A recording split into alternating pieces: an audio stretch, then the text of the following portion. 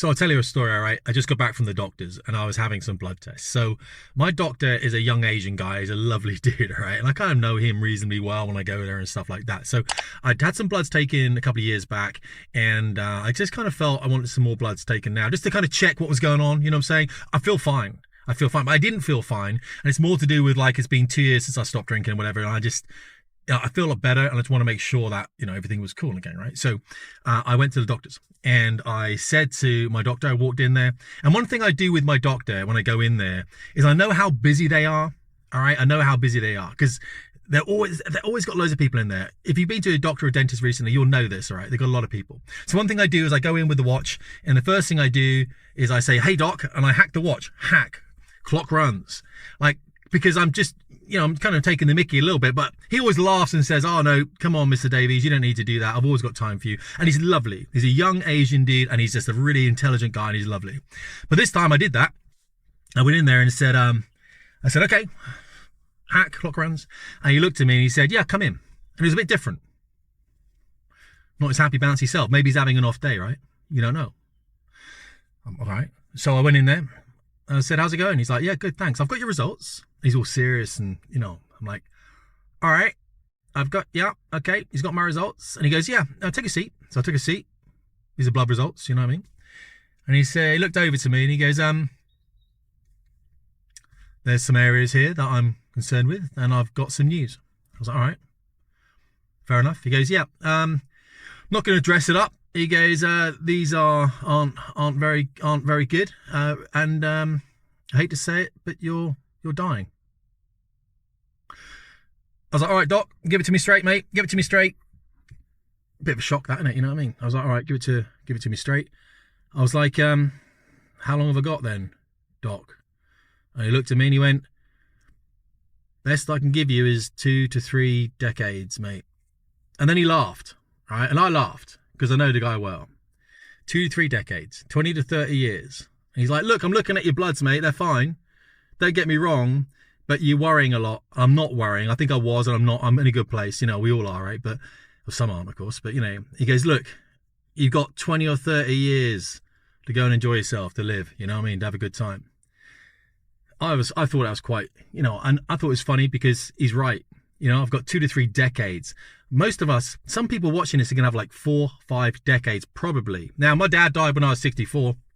My mum's alive now, knocking on 80, right? So I might get to that 80 figure. Like, that's 30 years ahead of me that I've got. Yet most of us kind of live life like that isn't the case. Like, we are all dying, right? We all know that, okay? We're all dying. But we don't live like it, do we? We live as if we need to get that next pay rise, or we need to get to that CEO position. It's interesting. I used to think that guy had made it. Was that guy that went to the office and he had that Rolex and he had that corner office and he had that car, that real cool Mercedes, had the big house in the country. And that was what, wealth was. That was what, wealth, that's what wealth is. That's what we all attain to. That's what's kind of sold to us, right? Someone actually said to me about cars recently. They said, he said, wealth isn't having a really expensive car that you drive to an office to get a salary to pay for the really expensive car that you drive to the office. That makes a lot of sense, doesn't it? There's no point having a really expensive car sat in the driveway if you just drive that to an office so that you get paid lots of money so that you can afford to have that really expensive car that you drive to the office. Doesn't make sense. Doesn't make sense. Gen Z, you guys know what I'm talking about, because you guys aren't making the same mistakes we did as well. I would just say in the comments, guys, if you are of the more senior variant of me, let's say, and I'm 50 now, right?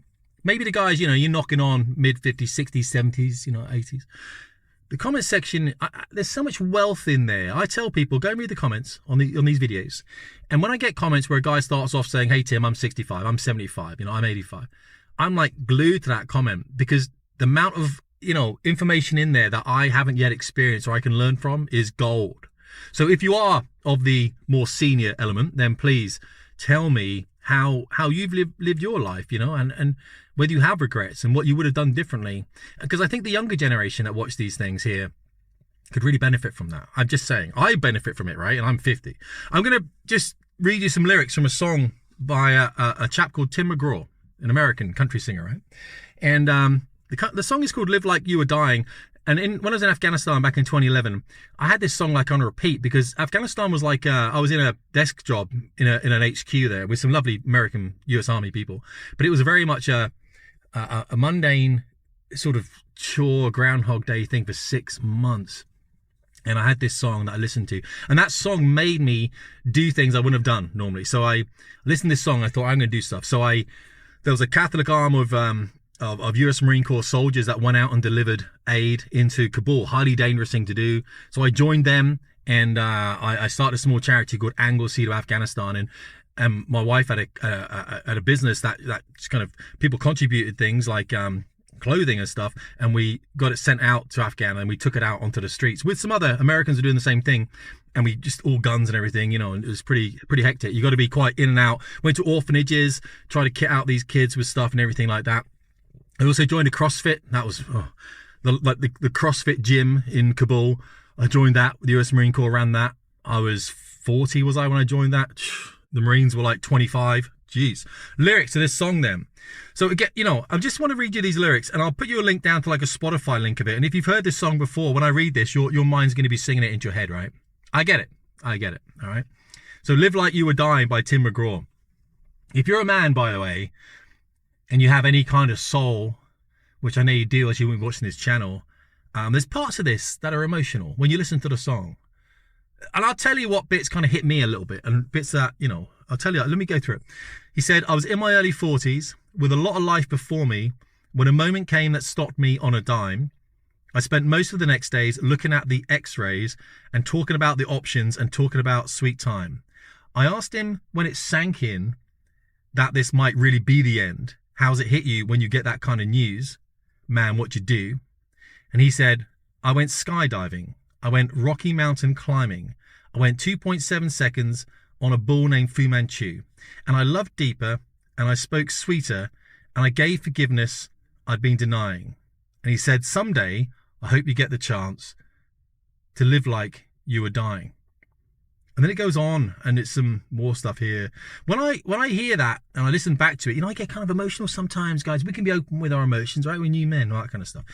But I do. And one of the things I get a little bit emotional about, whereas it says here, and I loved deeper, because one of the things I have a big problem with, and I'm sure you're the same, hit the comments and let me know if you want to be a bit open about this, and that would be great if you were, but you don't have to be. You know, just, I'm not very good at that loving deeper bit, and I understand that. And you know, I'm in a relationship, I'm married to a woman, you know, that's all good, but I don't think I'm very good at that kind of, you know, I think a lot of it is that if we're not very good at that loving deeper bit, it's because we have an issue with ourselves, right? So we don't love ourselves.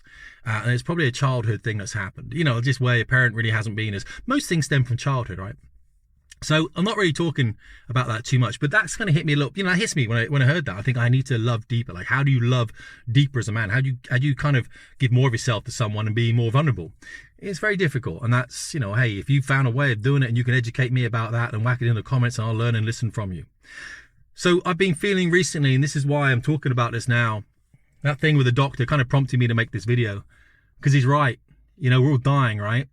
We may have 4 decades, 3 decades, we may have 2 decades. Some of the friends I flew with on fast jets, they went to work in the morning thinking they had this time, and by the afternoon they were dead. They were dead. I could list names now, I'm not going to. They're mates of mine, right? But they were dead, and they thought they had all the time in the world. And, you know, cars still out in the car park, wife being informed, kids being told. You don't know, is what I'm saying. We can hope. My doctor can hope I've got 2 or 3 decades, all right? And, you know, he's a good dude. And I can hope also I've got that time. But what if that time that we had, and I'll leave this now, was mundane time, like it was in Kabul for me, just Groundhog Day, where I wasn't living like I was dying. And this is why this song resonated with me when I was out there. Like, how do we live like we are dying? Because we get wrapped up in the UK, for example, over stuff like politics and the problems in immigration and everything else. And at the end of the day, yeah, these things are a massive concern for us, but are they stopping us? Are we going to get to 80 and regret investing all this time in it, right? I mean, tell me, are we going to do that? If you're in those later years, tell me. Here's a thing that I can tell you guys, but don't tell my mum. I'm not even joking that, right? So if any of my brothers and sisters are watching this, just give me a call first before you go and squinny up to mum, because my mum's almost 80 now and she's going to flip out like you read about. But I just bought a motorcycle. I don't know how to ride a motorcycle. I've never ridden a motorcycle in my life. I rode my father's motorcycles when I was like 15, 16, in the back garden on some, you know, driveways, but I didn't ever ride a motorcycle. But I'm missing something tangible to invest in. And I bought a motorcycle and then I went and told my wife. Now, when I say bought a motorcycle, I have bought a motorcycle from BMW on their Rookie to Rider scheme. Everything's wrapped up in that. I've got to do a course. You buy the bike and then they sort everything else out and you wrap it up in some finance package that you can pay off early, but you know. So I bought a bike. I'll talk to you more about it later, what I've done and why I've done it. But the main reason why I did it was I just wasn't living, you know. I was just going through the motions of life. And the funny thing, I said to my wife, I got something to tell you. And she was like, what's that? I said, I bought a motorcycle. She was, you know, she's a bit of a shock for her. And she's all right. I said, but you know, this thing might kill me. And she said, well, you're dying already. And she's right. Now, she's lived through 20 years of me flying fast jets. And she's pretty much I think the Gen Z would say she's a based woman. You know, she's pretty based, right? And she's right. You know, it might kill me. But what if it keeps me living a little bit more of a rich life? All right, the life might not be as long, but it might be richer. So that's something maybe we can talk about. Hey, if you got to the end of this, I appreciate it. I'm going to try and... it's important to me to preserve what we have in this country. That is true. However, that said, it's very nuanced, complex, and we know that, right? It's very nuanced and complex. So I'm trying to drive this a little bit more into... you know, how can we age well, guys? You know, how can we do a bit of that? How can we invest more in ourselves and our families? All right. Fitness, family, finance, and fuel. And when I talk about fuel, it's not just food. It's also what we engage in our minds. We don't engage too much negative stuff. I appreciate your comments. I really do. I will put the lyrics to that song down in the, and a Spotify link down in the description. Let me know what are you thinking as you age or if you're going to age. I appreciate that. We'll keep the conversation going. All right. Talk soon. Tim Davies.